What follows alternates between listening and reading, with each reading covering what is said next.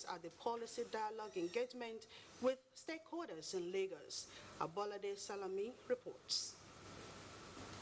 The Nigerian economy recorded a year-on-year growth of 5.01% in second quarter of 2021, after a negative growth of 6.10% in second quarter of 2020 as a result of the devastating effect of the global pandemic. While in third quarter of 2021, the real GDP growth rate stood at 4.03% year-on-year. In an effort to pull out the economy from the red lines and set it on the path of recovery, the federal government, through various policies aimed at economic growth, initiated the 2.3 trillion naira economic sustainability plan to support vulnerable sectors and create jobs. We introduced what is called the Jubilee Fellowship Program. Now, this is a one-year work placement program for 20,000 young Nigerians, and it will kick off in January. Every year, we'll have 20,000 young Nigerians who are placed in the private sector and public sector, and they are paid by a special grant. While the government is working assiduously to retain a positive economic outlook in the macroeconomic sector to encourage investment opportunity, regular dialogue with stakeholders and policy formulation was noted as key to sustainable economic growth. It is a choice we have to make by pulling up our bootstraps and synergies as a team that is willing to earn its position among the global committee of nations. The implementation of the medium-term plan is expected to be sustained by the fiscal and monetary measure to boost productivity. In Lagos, Abolade Salami, NTA News. Federal government's declaration of bandits groups operating in Nigeria as terrorists has been described as a welcome development. A legal practitioner, Yunus Otar's son, said the move will give the military the opportunity to keep the activities of the groups in check. Yunus Otar's is of the view that the development will allow the Nigerian armed forces to tackle terrorists with a co-equal force to save Nigerians from the claws of terrorists.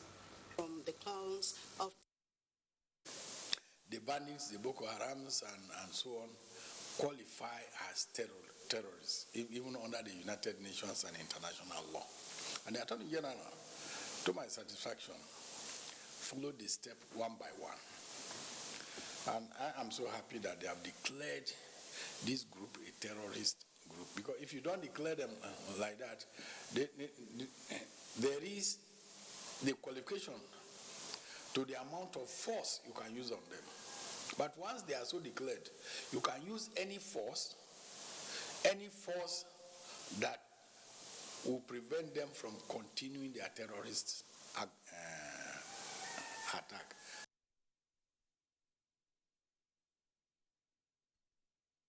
Security operatives in Kaduna have neutralized a suspected bandit and arrested an accomplice who were allegedly among kidnap syndicates terrorizing travelers along Abuja-Kaduna Highway. A statement by spokesperson, Kaduna State Police Command, ASP Mohammed Jalike, says, acting on credible intelligence, the police, in collaboration with operatives of the Federal Intelligence Bureau and Special Tactical Squad Force Headquarters, Abuja, raided a facility in Sabon Tasa, Kaduna, where a report of suspected bandits was said to have lodged. After an extensive search of the scene, the operatives recovered one AK-47 rifle loaded with 23 rounds of live ammunition, 14 expanded shells of the ammunition, and one Boxer motorcycle. The owner of the facility has also been arrested for questioning. Kaduna State government is embarking on the construction of multi-billion naira interswitch road in the state capital. Governor Aminu Bello Masari, who flagged off the construction work, says provision of infrastructure remains the priority of his administration's restoration agenda in Kaduna State. Orwell Haliru reports.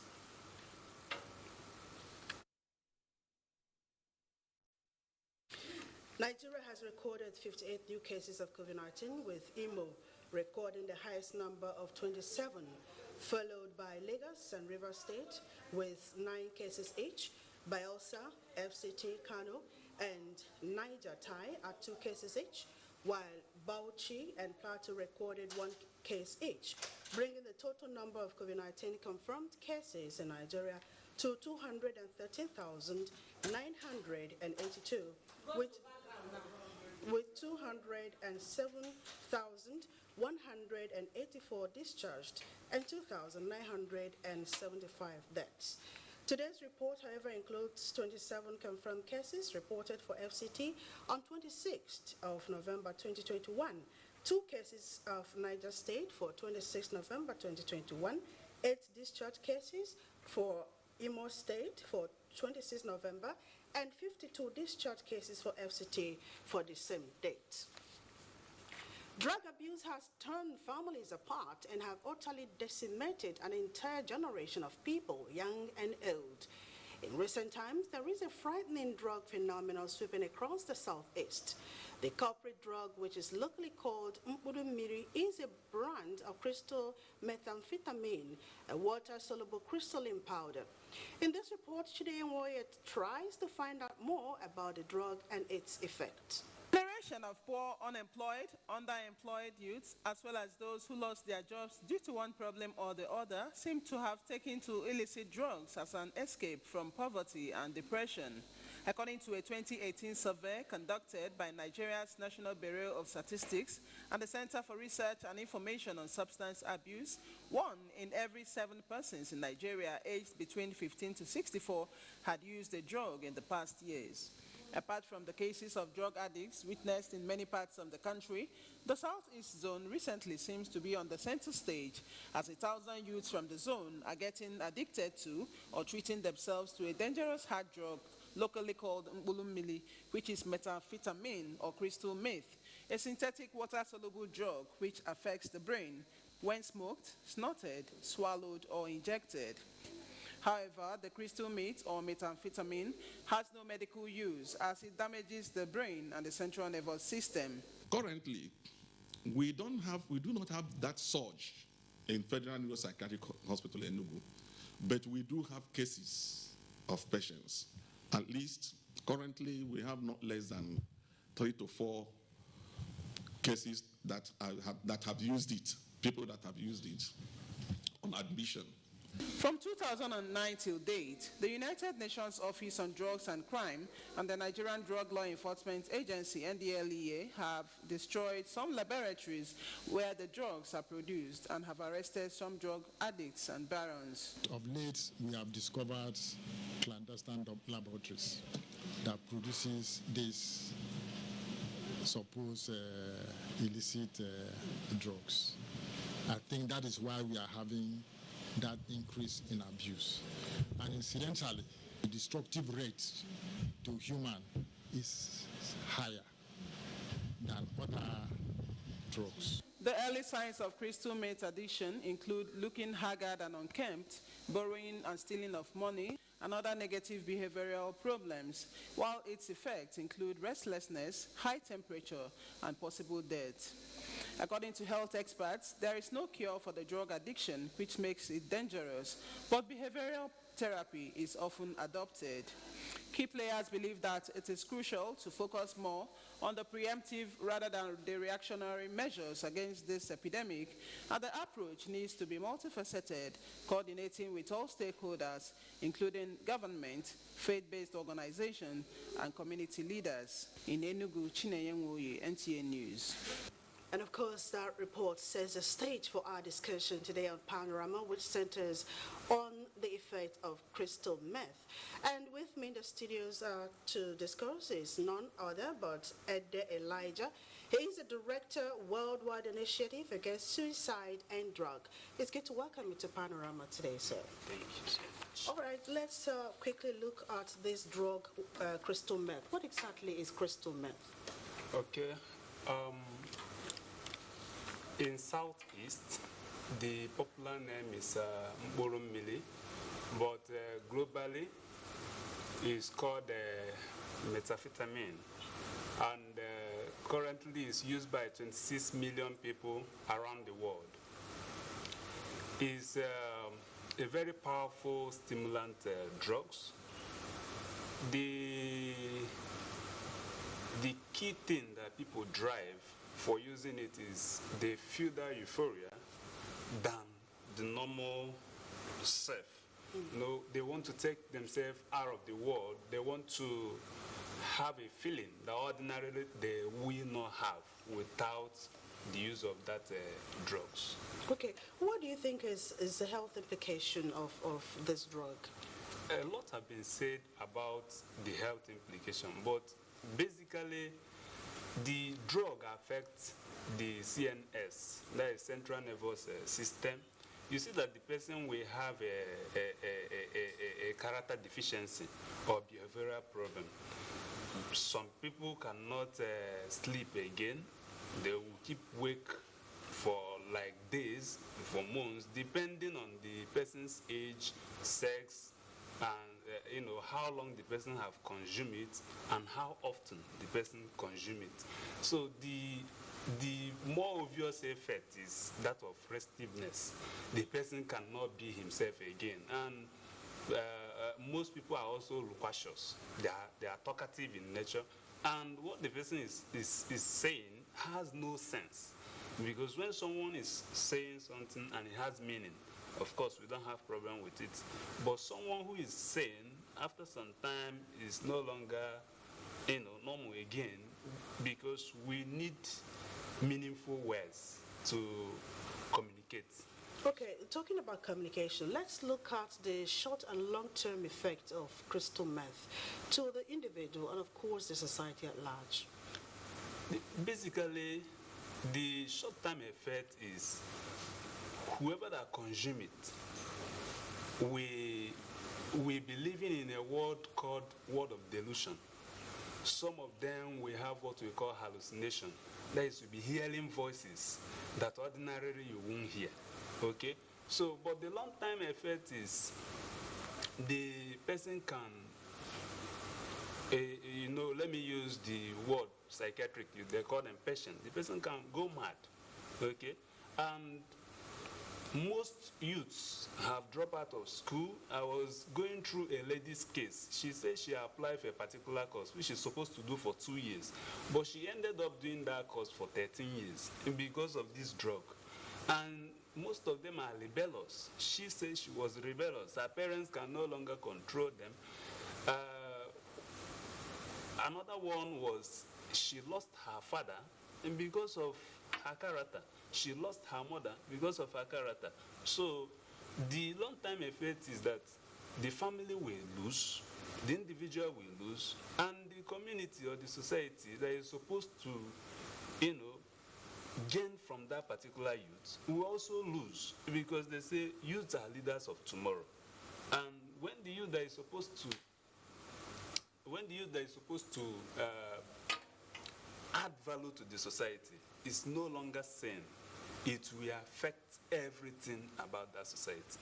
So what do you think can be done to stamp out this crystal meth? First and foremost, I must say our governments are trying. But if you look, there is increase in childbearing. So government should be able to do more calculation on how to provide jobs. People are unemployed. Then the ones who have employment are underpaid. So, and they have family load to carry. So if government can create more jobs and, if possible, increase salary for people who are already employed, it will help. Then secondly, there should be opportunity for people who are not interested in formal education to go to vocational education. Some people have skills, but no one to encourage them. Some people have ideas, but they are rejected when they want to share it with others. So there should be a favorable policy. The country should accept that people are unique. If I am qualified to work, let there be opportunity for at least certain number of people. Because currently, more than 50 million Nigerians are unemployed. And that will increase criminality, that will increase theft, that will increase all manner of insecurity issues in Nigeria. If someone who is a graduate doesn't have what to do, he will look for means to survive. And that is why, if our government can provide job, I'm very, very sure some people will be engaged, because I don't mind is the devil's workshop.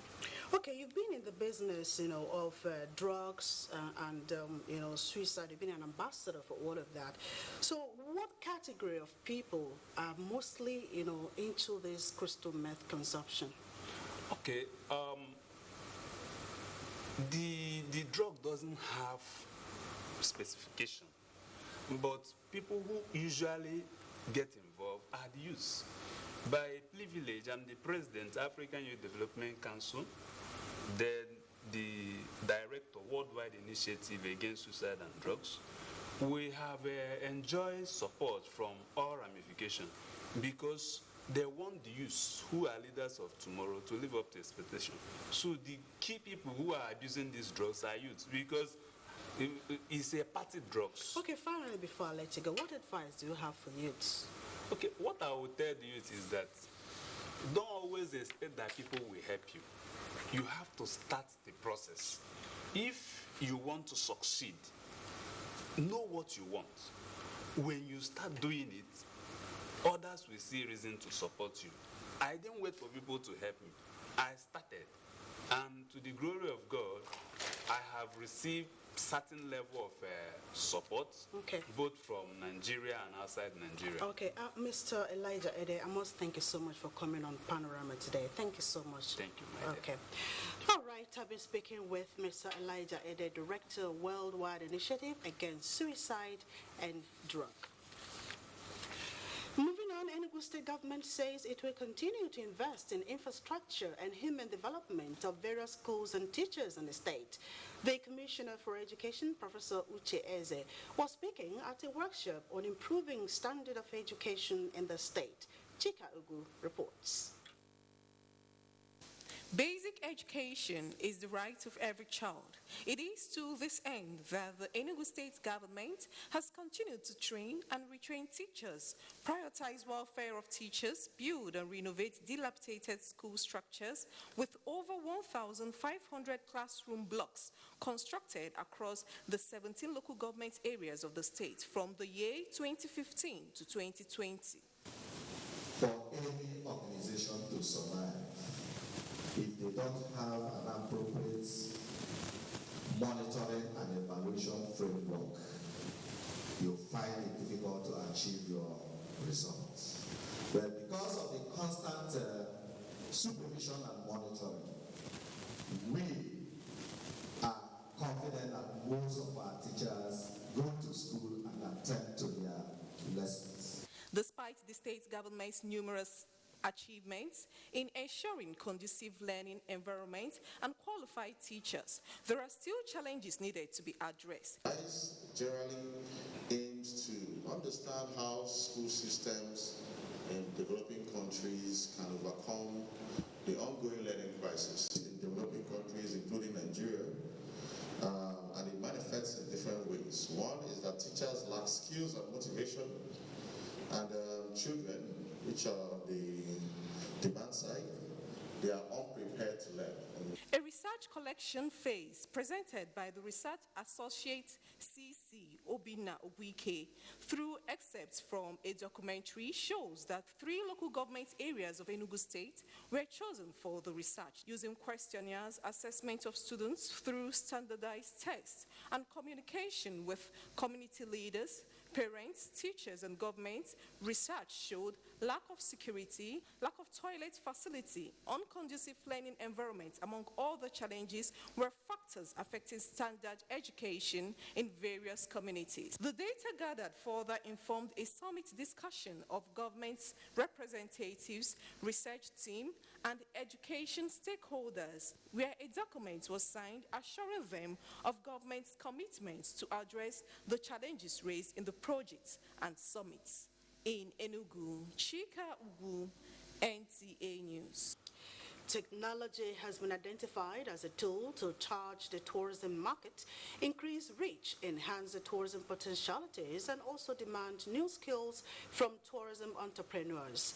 The Director General, Nigeria Tourism Development Corporation, Folorunse Koka, made this known at the Southeast Stakeholders Forum in Enugu. Chimaroke Ugu has details. Tourism is the fulcrum for societal development, which in essence has influenced nations to look inward and develop essential areas for global attraction.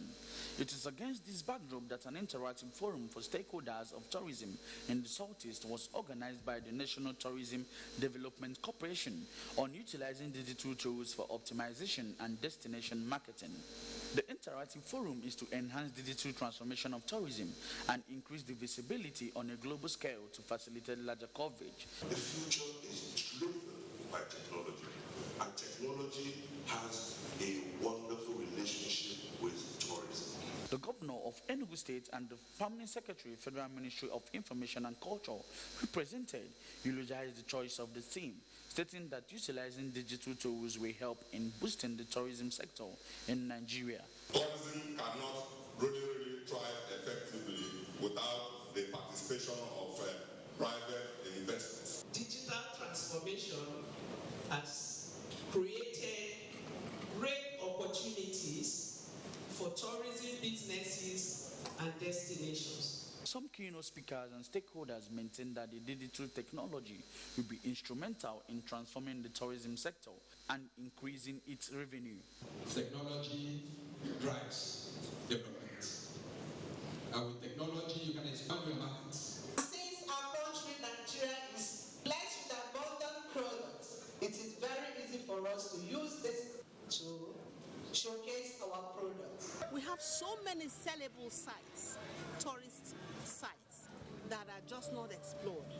Nigeria can make a whole lot of money. We have them, but what are we doing with them is the question. The Director General of the corporation was conferred the chieftaincy title of Eni Ndibo by the Traditional Rulers Council of the Southeast. In Enugu, Chimaroke Ugu, NTA News. Olaleko Kilajolu is our guide on sports update.